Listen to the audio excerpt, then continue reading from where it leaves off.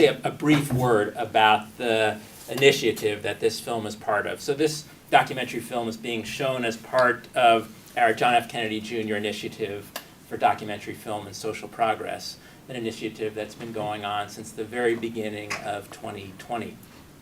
And you know, the film and the initiative are so closely connected and intertwined in terms of the values that this film conveys and the values that we're trying to convey with the JFK Jr.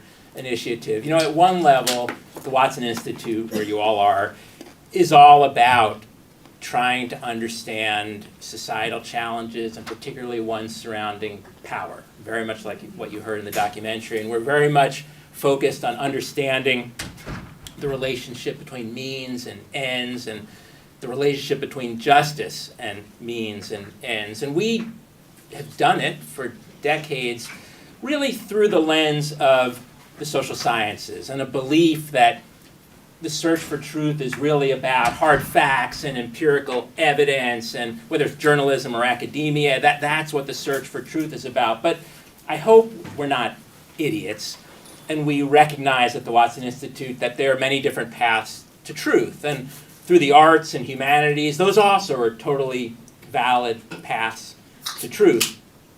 But that actually is not really, I think, what the John F. Kennedy Jr. initiative is really all about. My understanding of John Kennedy, I didn't know him personally, but some of the great initiators behind the initiative and the creative thinkers behind the initiative, Randall Posner and Lynn Goldner, who are here, they did know John well and were friends and classmates. But my understanding from them and from others is that John Kennedy was committed to the idea that the best search for truth, the most effective search for truth, the most effectively communicated search for truth involves this inextricable intertwining of the arts and artistic sensibilities and empirics, that kind of search for truth. And that this inextricable linking of arts and journalism and history and current events and public service, that inextricable linking is also an act of joy and an act of love. And while it's all about very serious, hard issues that involve pain and injustice, that creative act really can be one of joy and love. And when I hear John Kennedy's friends talk about him, those are the sentiments that come across, joy and love. And then when I think about this film and its expression of love between friends and an editor and author and husband and wife and father and daughter, I'm just so overwhelmed. So again, Lizzie, what you've done in this film is what we're trying to do with this initiative, and I just love that they've come together in this particular fashion. So I thank you. Again, let me just do some very brief introductions. Sorry I've gone on so long, and we'll turn it over to the conversation. So as I mentioned earlier, Lizzie Gottlieb is a renowned filmmaker. She teaches documentary directing at the New York Film Academy. Her films include Today's Man and also Romeo, Romeo, in addition to, of course, Turn Every Page, which you saw. Lizzie is also the founder of Pure Orange Productions, which is an off-Broadway theater company dedicated to producing new plays at accessible prices, which again underscores a number of the values conveyed in the film. Today, Lizzie is going to be joined in conversation with my friend and colleague, Kent Kleinman. Kent is the faculty director of the Brown Arts Institute. Kent is himself a renowned architect and architectural historian specializing in 20th century modernism. Prior to his arrival at Brown, Kent served as the provost of RISD, the Rhode Island School of Design, and prior to that, he served as dean of the College of Architecture, Art, and Planning at Cornell University. And so with that, Kent, let me turn it over to you and to Lizzie. Again, thank you.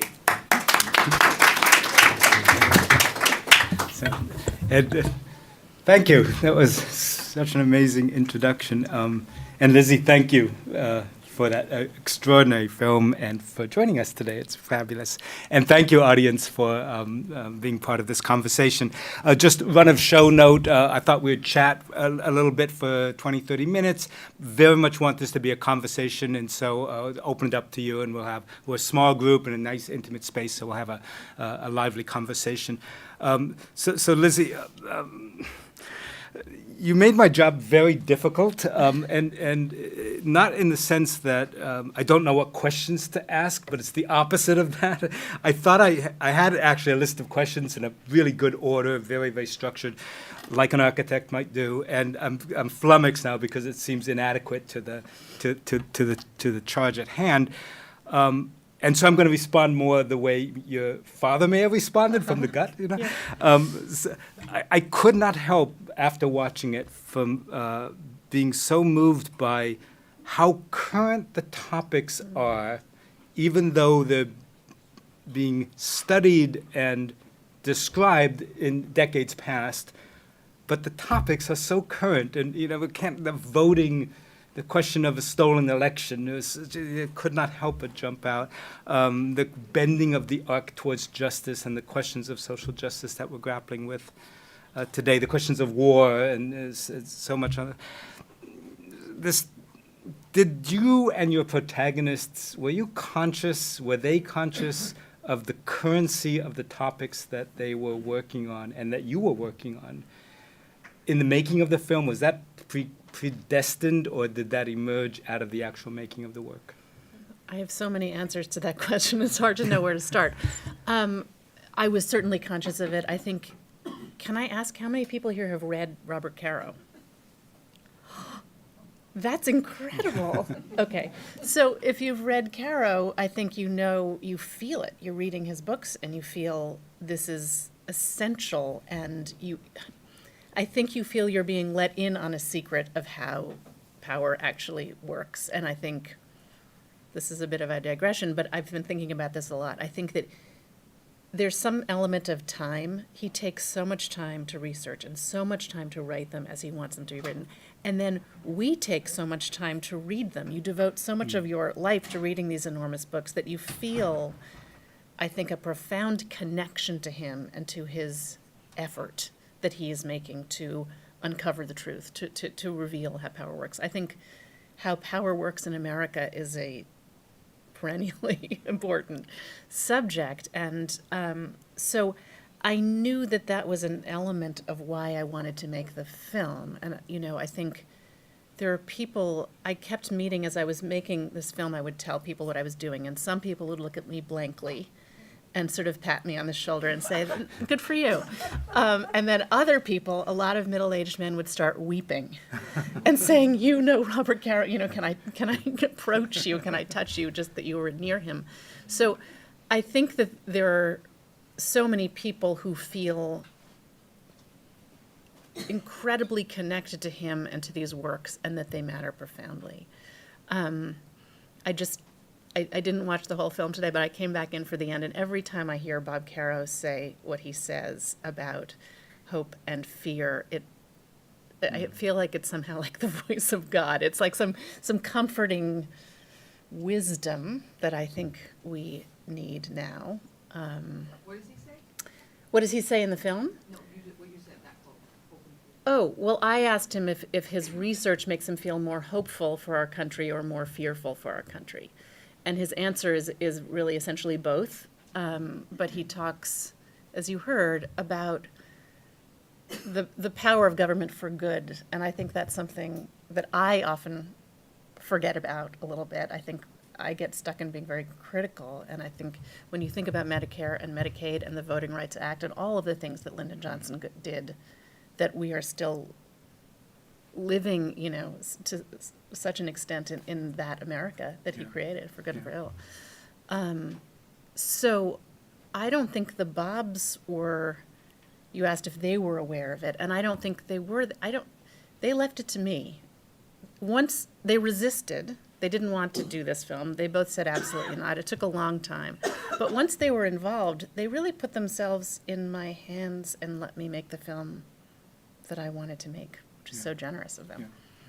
But it's a testament to exactly their legacy, that the currency of their work is so present. And you as a filmmaker clearly appreciate that. They obviously appreciate that. So it's really a powerful dimension to the work. Can I say one other thing on Yeah. that I think, Lisa Lucas speaks to this a little bit in the film, and I couldn't put in all of her interview, but I think one of the other reasons that Bob Caro's work is so strong today is he focuses so much on the powerless and the effects of power on the powerless. And I think that that was a bit unusual in those days. But the incredibly deep dives he does into, the sections on the women of the hill country of Texas are so extraordinary. And the sections on the community that was displaced to create the Cross Bronx Expressway, I think that's another reason why they feel so meaningful to us now. Yeah. So maybe that's a segue to another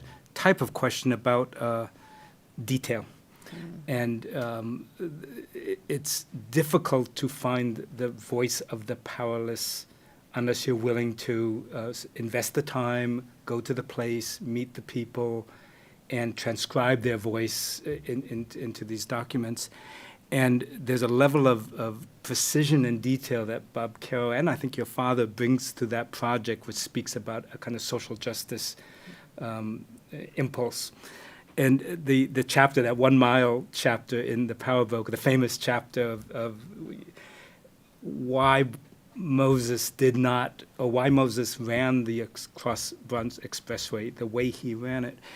I have a couple of questions out of that. One is, Bob Caro, to my recollection, is not conclusive about why it ran that way. And so in an act of enormous humility, in a way, he says, I'm not certain why. All I can say is Moses got his way, and that was an exercise of power.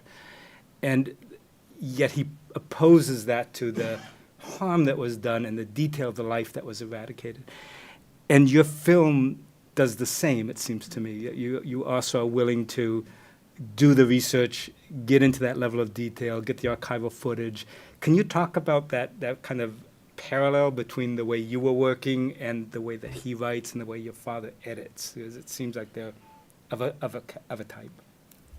It's a daunting thing to have Robert Caro as your, Model. as your model.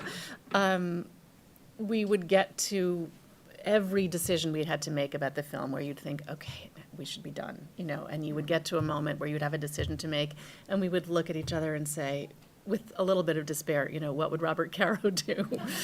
And then you would have to make the better choice. So I think we felt, I would never compare myself to Robert Caro, but I think that he makes you be a better filmmaker, a better, whatever it is you're doing. I think both of them, they turn every page. My father's motto is, get it done, do it now, check, and check again. So we had these two sort of North Stars of turn every page and get it done. And I hope those are inspiring to people in all walks of life. Yeah. So this, it struck me almost like a Roland Barthes primer to watch you frame your father in every respect, his body posture, his furniture, the space, what he does with the pages on the ground, the way his stubby pencil marks, all that.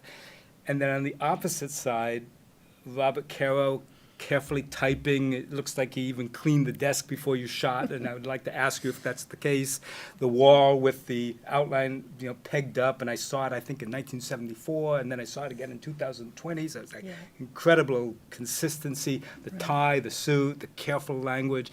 Can you compare their work ethics or their way of working, and can you fold yourself into that of which part of that you found useful at which points in your film? In terms of messiness versus precision, I'm not sure.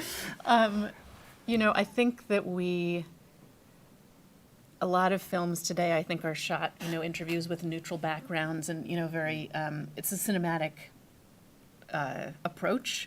But to us, it was really important to find anything we could that would underscore anything about who these men are. And we wanted to show all of the people, not just the Bobs, but the people we interview in their spaces, with their stuff, with the kind of texture of their life and their work around them. These two guys have very different styles. We kept in the moment with my dad with his sweatpants in the beginning and his socks. Did you notice he's wearing his socks and no shoes for all the interviews? I've never seen Bob Caro without a perfect outfit. I don't know. But so they're so different on the outside, but they share this work ethic and devotion to the task. Yeah, yeah. Can I ask you an aside? Please. There was this parallel I'm drawing. Bob Caro has the 6 foot deep over the refrigerator archive, which is an interesting moment of messiness. Yeah.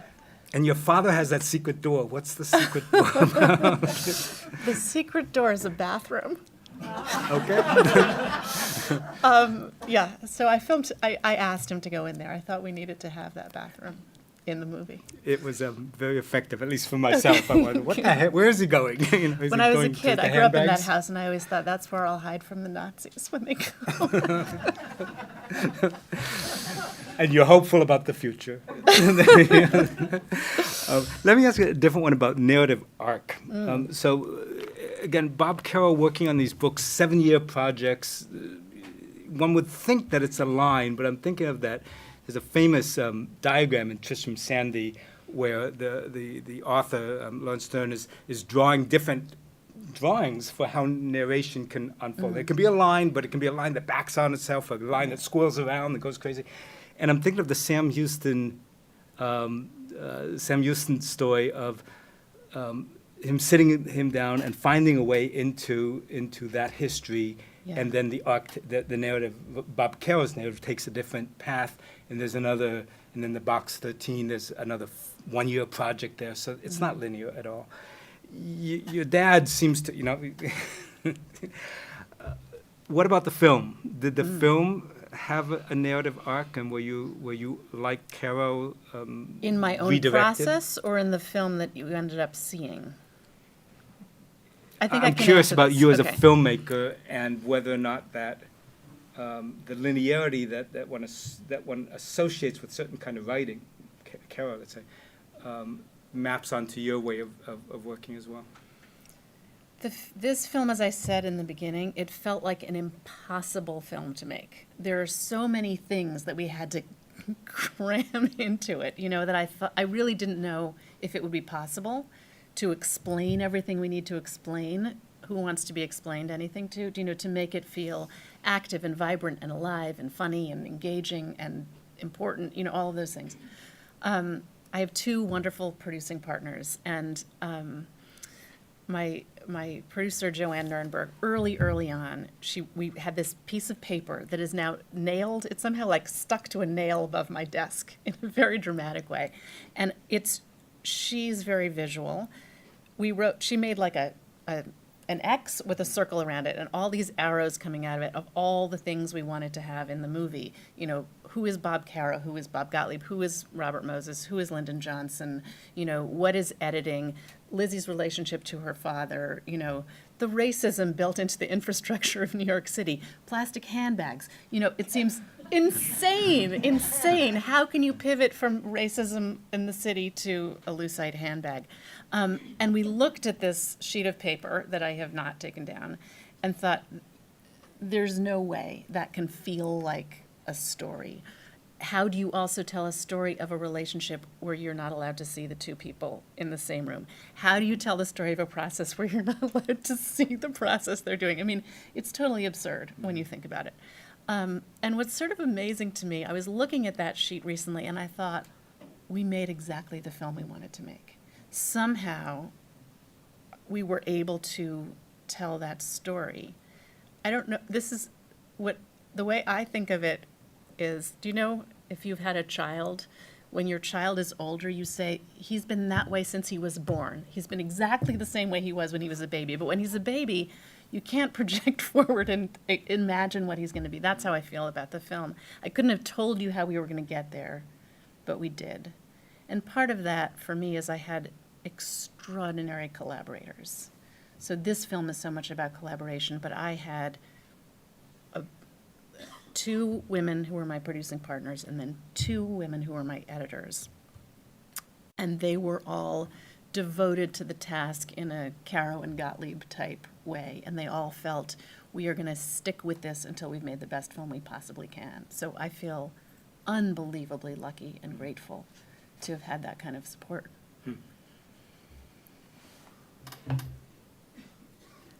Let me ask you then another question about the veracity of the images that we're seeing. And I don't want to probe in a place that you don't want me to probe, but Bob Caro, the desk so tidy, and yet the research so deep. Mm-hmm. I've never known anybody to be able to work like that. I've also never known Bob Caro, so but your father in the chair, just doing this. And how much is that actually the way they work, and how much of that was constructed for the camera? I think I would say none of it was constructed for the camera. I mean, certainly that's how my dad works, although he also works in bed, not just in that chair. But that's how he works completely. Bob Caro, I don't know him as intimately as I know my father, but my sense is that is exactly how he is. I was just thinking, is this, but when you go to their apartment, it is immaculate. There's not like a piece of paper out of place. Everything is like that. So I think that really is how he is. That's what you found. I in can't the say office. if he cleaned up and washed the desk before I got there, but my sense is that's Yeah. how he lives. Yeah, yeah, and the shot in the archive is extraordinary because you see the 42 million documents, and his face is bright, and he has that, just an extraordinary enthusiasm for the research side of the work. That was a surprise to me. I didn't know that he would be that way, and it was like marked difference in him. We'd been talking about writing for so long in New York, and really he just looks exuberant there in the archive. What was the circumstance of that visit? So Bob Caro, as many of you may know, wrote a small book called Working after Volume 4. And this was on the book tour for Working. He invited us to come with him. So that brought us to Austin. And then he very generously said, I think we should go out to Johnson City. So we planned a day going out to Johnson City where we went to the boyhood home and filmed that scene there. Oh, so that was part of the working. Yeah. Yeah, interesting. And so can we talk about the final scene? Sure. You were in the room when the mics were off, but your ears were on. Can you tell us anything about their working relationship without breaching a non-disclosure agreement? What can I tell you? Only that they seemed, as you see in the film, totally joyful. Their faces were vibrant and alive. They were laughing. They were working. Is that because we were there? I think they may have matured. And I think that they both say that making the film softened them to each other. I think maybe having to think about what they have done for each other and with each other relaxed them or made them appreciate each other more. How long? Was that a long editing session? What length are we talking about? I mean, a couple of hours. A couple of hours? Yeah. And that was a recurring, they would meet? That was editing the book Working. Oh, okay. So, and they both also say that was a breeze for them. Did they care less about it? I don't mean care, it didn't have the same weight. Yeah, that may explain some of the dynamics. We got a good 30 minutes left. Please, any questions? Yes. Yeah, a question about humor. Did you know going into it that they were going to be this funny, and then to put another point on it, the penultimate scene where they're on the quest for a pencil. Like I'm sure you and your crew were like setting up for the actual like final scene. Like at what moment were you like, guys, you gotta like follow them as they find a pencil? I really hoped it would be funny, because who wants to see two old guys writing? Do you know what I mean? And I know my father is funny, and I've filmed him before for another film I made, so I know he also like speaks in complete sentences and paragraphs, and is funny while doing it. So I knew he would be funny. I really didn't know Bob Caro at all going into this. And I was a little scared of him. I'm still a little scared of him. But I find him so funny and so touching in a very, very different way from my father. And I was so grateful that he allowed us in enough to see that. And I think, I don't know, I hope you see this in the film, but his relationship to me and mine to him really changed over the course of making the film. He kind of softened and I think came to trust me. And I think it's because I took so much time to make the movie. Do you know what I mean? I think he suddenly was like, oh, that's my kind of girl. So I wanted that to be part of the film as well. In terms of the pencil search, I mean, that was just the documentary gods were shining on me that day. I had heard Bob Caro give a speech about working with my dad, which is what gave me the idea to make the film. And he talked about their productive relationship, and then he talked about their fights, and someone said, what do you fight about? And he said, we have very different feelings about the semicolon. That's when I was like, oh my God. But also on that day, he talked about once when their pencil broke, and they had to search the halls of Knopf for a pencil sharpener and finally had to make their way to the art department. So that was in my head, and I thought, I know that will never happen. And the other thing somebody talked about was young editors walking down the hall and finding excuses to be in that hallway and peer in through the glass at these ancient dinosaurs, hunched over paper. So I was like, maybe something will happen. So, I mean, you can see the boom in the shot a couple of times. But I wanted everyone on the crew to be ready for whatever might happen. And then it was just incredible luck that nobody had a pencil.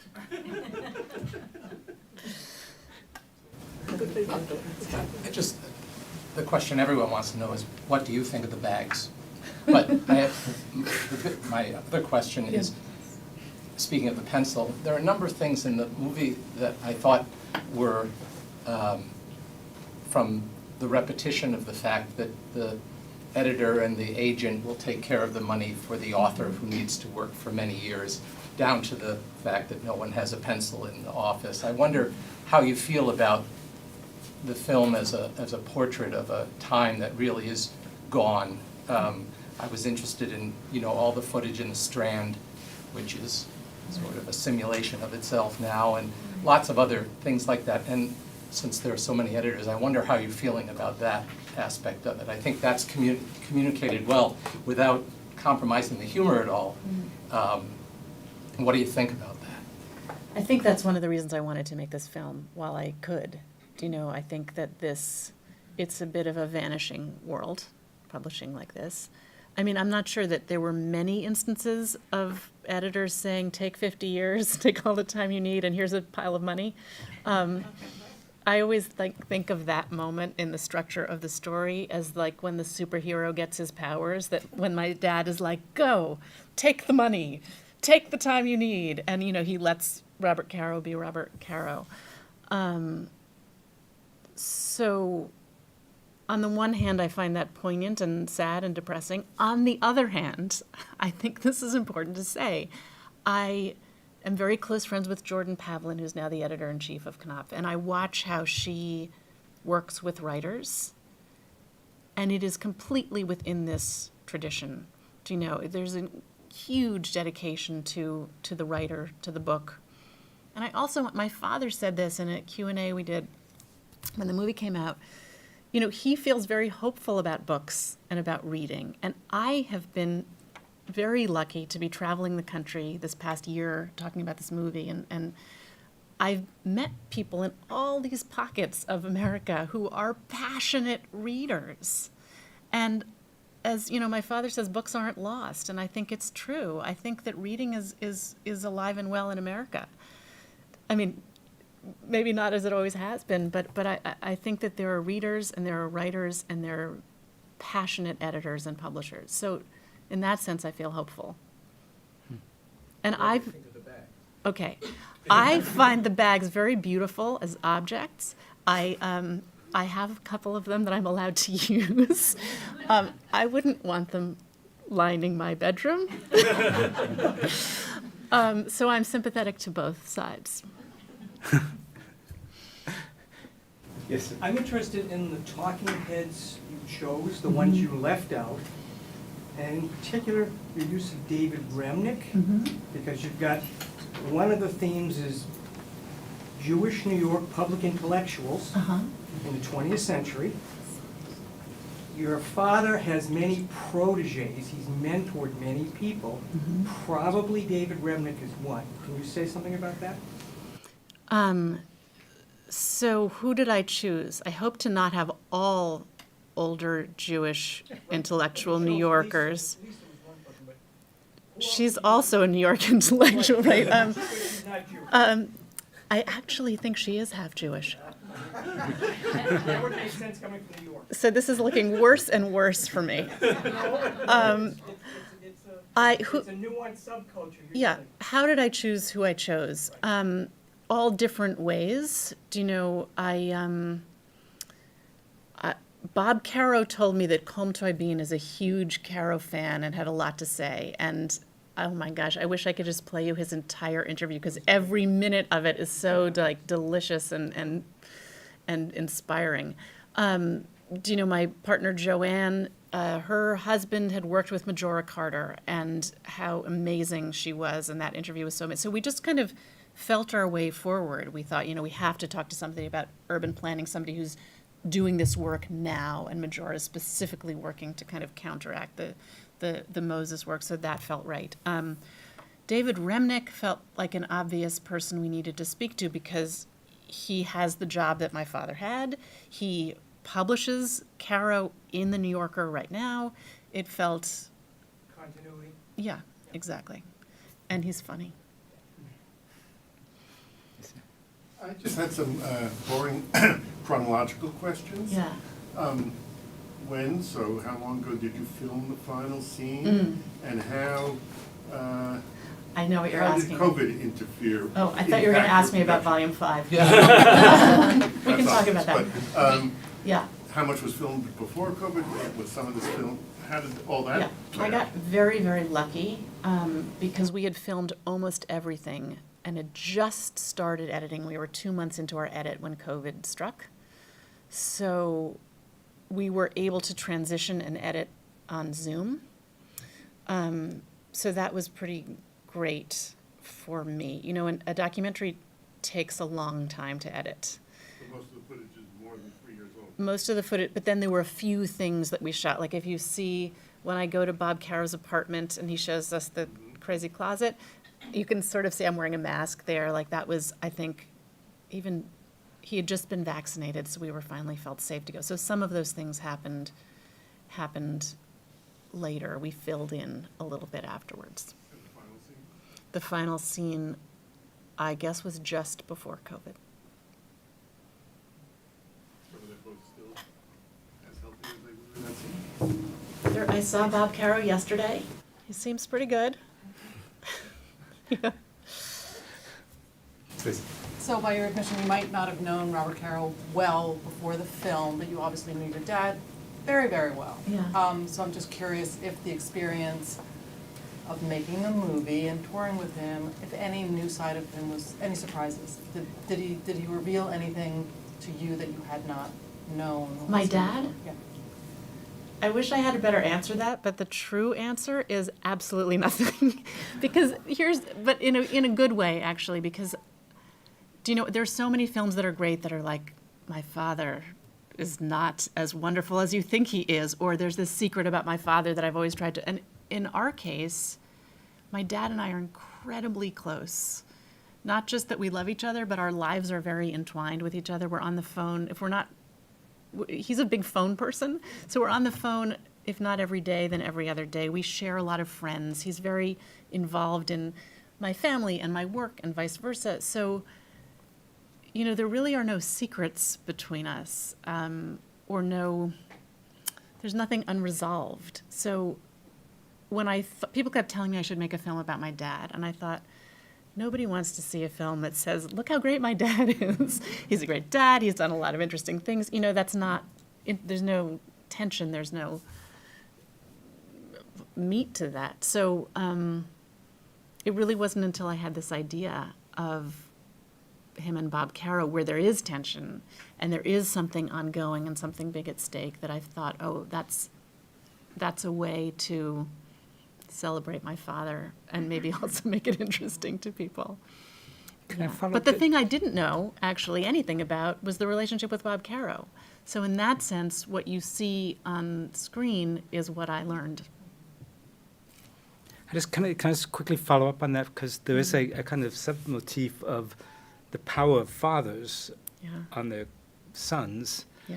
Your father and his, Robert's father and his, LBJ. And did that Yeah. emerge as a That motif? totally emerged. I knew it was about my father, and I knew that my relationship with him would be sort of embedded in the film, though I didn't want it to be front and center, but I wanted you to kind of feel it, that it was not an objective film, it's a subjective film. But I had no idea that this theme of terrible fathers would emerge. I mean, I knew my father had a very painful relationship with his father. I didn't know about Bob Caro's relationship with his father. I didn't know Bob Caro would tell us about LBJ's terrible relationship with his father. I didn't know my dad would quote King Lear every 5 minutes. So there are moments where I thought, do you have to have a terrible father to be a successful person? And I hope not, because mine is so good. Clearly, it's not the case. I believe in the back corner, was there a question? Yeah, please. 2 comments. One, these men seem to luck out in their mates. Yes. And I was, I mean, they could not be, I mean, I see for the film, they're nice guys, couldn't be really easy to live with them. So What makes you those say that? women, really, I felt they were almost equally stars in the Yeah. film. And I guess the other question I have is, what's the future for this documentary? If I describe this to my friends, an editor and a writer spending 2 hours talking to each other, I'm not sure I could get them to come. And I almost didn't come. But I am so glad that I did. This was a wonderful documentary, and I hope it really has a future. Thank you. Okay, 2 questions. I really wanted the women in my chart on the wall of what the movie was about. The wives were definitely there, but I thought you can't go too far into these relationships. So I hoped to be able to infuse enough of them into the movie that you feel and you really understand that neither of these men would be possible without these women. Very, very different women. I think perhaps they are both a bit challenging to be married to in very, very different ways. What else should I say about that? Yeah, I think that they are the women at their sides and at their backs and, essential to everything that they do. Ina is Bob's researcher and very invested in his work and involved in his work. My mother has her own large career, but has made my father's life possible. In terms of the film, it's had an incredible, I was amazed by what has happened with this movie so far. It's been in theaters for 3 or 4 months now across the country in 150 cities. And as of last week, you can now rent it on Apple and Amazon. And it will be, I think, on Netflix, but not till August. This is the problem. That's why I'm saying I would try to explain to people what I was doing, and they're like, so it's a really hard movie to describe, but maybe you guys will do it for me and go out and tell people to watch it.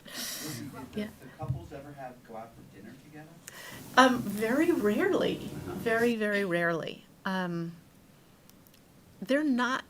They have not been pals. I can't really explain it. I didn't meet Bob Caro until I threw an 80th birthday party for my father. And this is really embarrassing. A man came up to me at the party. I live in Brooklyn. And he said, "What do you think of the new Barclays Center that they're building?" Or it had just been built. And I started spouting completely uninformed opinions about what the Barclays Center was doing to the neighborhood. And suddenly, mid-sentence, I was like, I think I'm speaking to Robert Caro about urban planning. I was like, "You're an idiot." So that's how much I didn't know Bob Caro. Yeah. In front of the Oscar committee. Oh, you're very nice. No, seriously. It didn't happen. The movie came out on December 30th. So it didn't happen, but thank you. Yes, sir. Going along with the theme of parental relationships, and that you said that emerged, and it's been a number of years since I read The Bar Broker, and I can't remember, did Robert Moses have parents, or did he just have a or something? He did have parents. He had a very powerful mother. She was sort of the more. Do you know about this? Have you read The Power Broker? Yeah. Do you want to tell us about it? I don't remember much besides it sounds similar to Lyndon B. Johnson's father. Right. That she was very demanding. Yeah.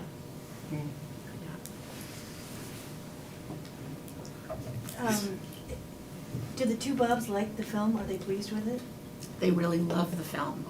They were very generous and did not ask me to see anything along the way. They were very.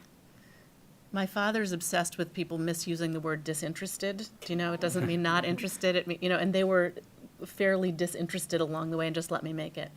And then with a lot of trepidation, when we were almost finished, I thought I have to show it to them. So I didn't know what I would do if they had issues with it. So I showed it to Bob Caro, and his first response was, "I love the word looms."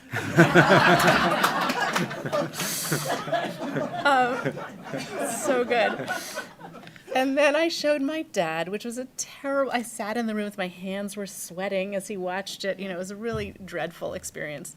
And he, okay, I really shouldn't say this. It's a closed room. It's not being recorded. It's not Go being- ahead. His first response, he looked up and he said, "Why is there so much David Remnick in this movie?"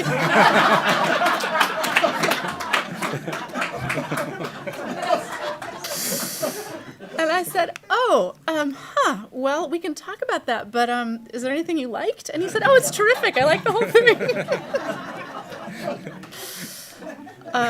But no, they really love it, and they've been they're pleased. My father says he's pleased for me.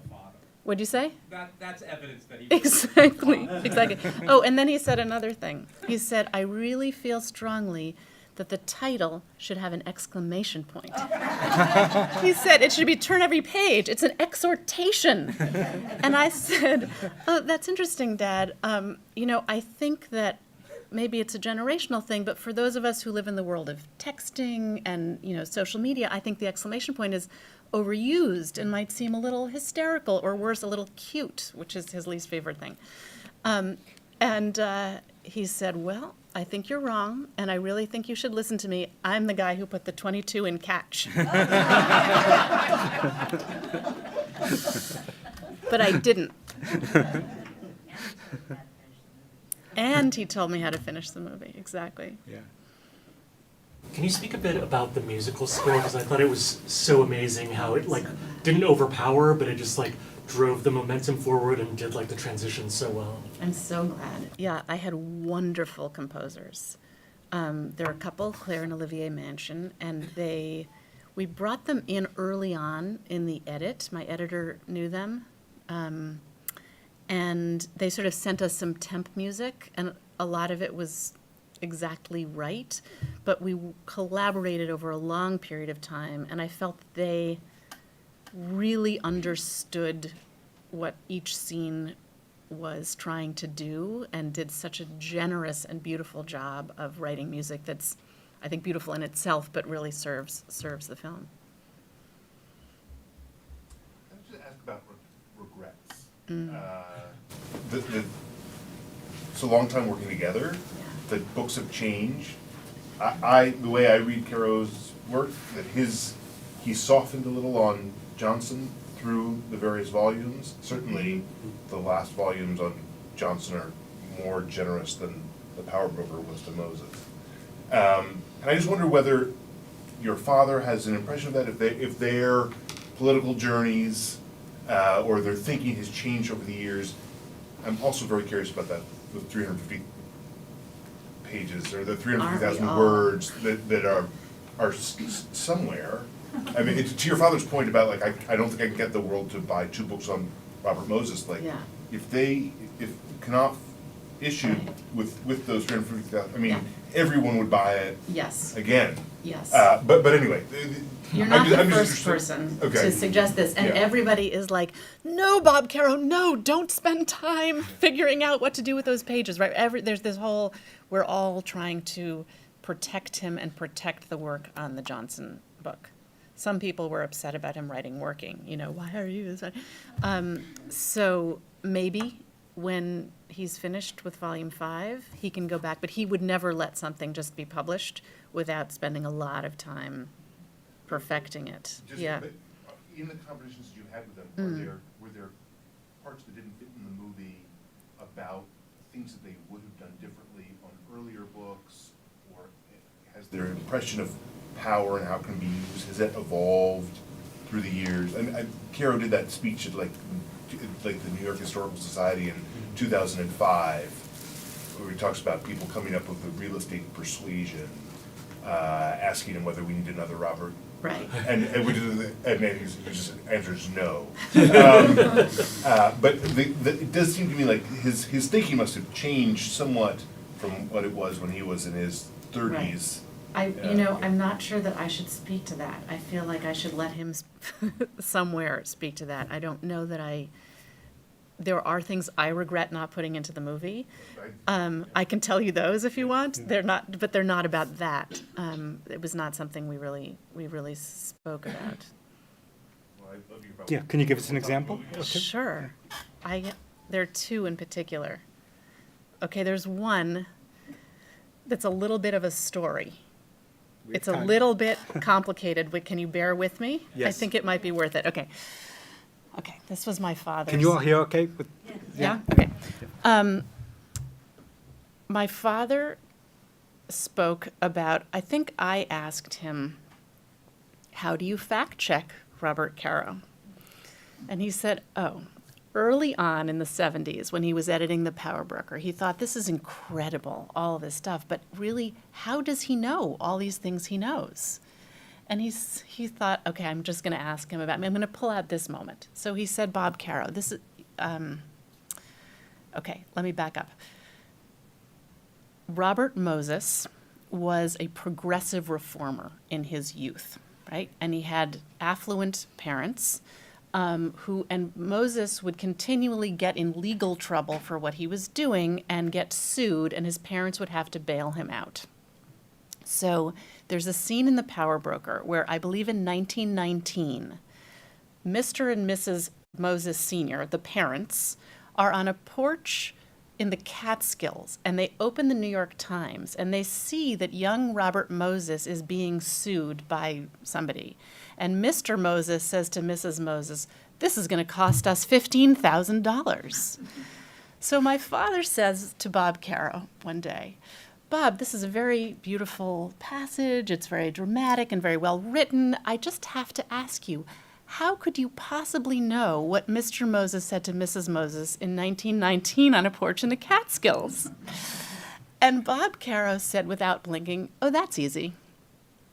I knew that the senior Moseses donated money to a settlement house for young, poor Jewish children on the Lower East Side, and that every summer the settlement house would send these children to a camp in the Catskills. And every summer, the senior Moseses would go and spend a week, or maybe it was 2 weeks, at this cabin, at this camp in the Catskills, and live in a cabin so that they could survey their largesse. And he said, so I was doing research on the settlement house on the Lower East Side, and I wanted to find out more about this time. So I looked up the lists of names of the campers who attended the camp in every year that the Moseses were there. And then, of course, I had phone books from every major city in America. So I cross-referenced the names of the campers in the phone books, and I called anybody whose name matched the camper list. And in my search, this is 40 years later, in my search, I found a man who had been at that camp 40 years before, and it has been his job as a camper to every morning deliver the New York Times to the porch where the Moseses were having breakfast. And on this particular morning, he overheard Mr. Moses say to Moses, this is going to cost us $15,000. And then my father said, at that moment, I knew and in fact feared that Bob Caro would tell me how he knew what he knew, and I never asked him again.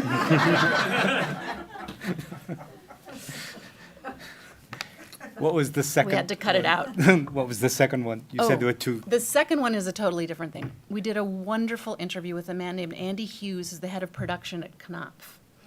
And I really, really regret that we couldn't find a place for this. But he talks about how the entire institution at Knopf is devoted to these books. And they produce so the Caro books have been published over now 45 years, or the Johnson books have been published over 45 years. It is important to them that they bind every book in cloth, which is not done anymore, with gold embossed lettering on them, obviously not done anymore. And he says Bob Caro cares so deeply about the paper, the thickness and the feel and the tone of creaminess of the paper has to match the creaminess of the paper that existed 45 years ago. He said, and we want these volumes to feel at the end like they were a singularity of effort, and that we have not, out of respect for Bob Caro and out of respect to the readers who have dedicated so much of their lives to these books, we don't want the quality of the books to degrade only because time has marched on. Isn't that so moving? It's so moving, it makes me cry every time. And I couldn't find a place to fit that story. First, it felt like an advertisement for Knopf, and I couldn't find a place where that doesn't feel like now the movie is over to fit it. But I love that so much, and I'm so moved that an institution would care so deeply about these books. Please. Did you get a sense of how much independence of its own values Knopf has been able to retain, despite the fact that they've been owned by Random House for many years, and Random House in turn is owned by Bertelsmann, blah, blah, blah. But yet, it sounds like they still operate very much on their own values. I mean, is that true or not? Again, this is something maybe I'm not the person to speak about, but I feel that it's a yes and no situation. I feel like there are people there, Kathy Horrigan, I don't know how old she is. She's in the movie, she's the managing editor of Knopf. She has been there since Alfred Knopf was there. So my dad was the new guy who came in 1970. So there's this continuity. People who work at Knopf don't leave. My beloved person, Nina Bourne, died at 93, and she had been at Knopf. She came with my dad from Simon & Schuster as head of advertising there. So there's this longevity and a continuation, I think, of the ethos of the institution. At the same time, there's a real corporatization that is happening there. So I think it's a tension. Can you tell us what you're working on now? I've just started something, and I don't mean to be coy about it, but it's a little bit, I can't really talk about it. Yeah. We'll keep an eye on you. Thank you. I hope it won't be 7 years. I'm hoping it'll be a little bit faster. Maybe, are there any more questions at all? Just Just a quick request, would you consider some of these deleted scenes for like a DVD bonus or something? I've thought of that, and I just have to, like the 350,000 pages, I have to work up the time and energy to do that, but yeah, I would love to. If I could put some of those deleted scenes together for a, I don't know if we say DVD extras, I don't think we do, but whatever format that would be. One question. I hesitate to get into the fifth book. Yeah. But I understand, apropos of Caro's attention to detail, that he doesn't want to finish that book until he visits Vietnam. Right. Is that true? So he was certainly saying that, and before the pandemic, we were going to go with him to Vietnam. Here's another place where I'm overstepping, and I shouldn't speak about this because I don't know, but I don't think he's going to go to Vietnam. I don't know. He was talking about how he wanted to, he was giving a speech, and he was like, I want to see what the quality of light is through the leaves in Vietnam, and I want to see, the soldiers talk about getting leeches, and I want to go and really see what that's like. And I was like, please don't go and get leeches in Vietnam. You're a national treasure, and you need to finish this book. I don't know where he is, but I know that he is working incredibly hard every single day, and I have total confidence that he's going to finish. Maybe just a quick one, but not necessarily not an easy one on the way out. Yeah. Hope or fear? What's your perspective after working with these people? For hope or fear in general? Oh my For the future. God. Can I lie down under this desk for a little while? I'm asking you the same question you asked them. Well, I have twin boys who are 19 years old, and they are so fierce and fired up and inspiring to me that I guess I have a lot of hope in their generation and what might happen. Okay. So, hope. Yeah. Lizzie, thank you. That was spectacular. Thank you.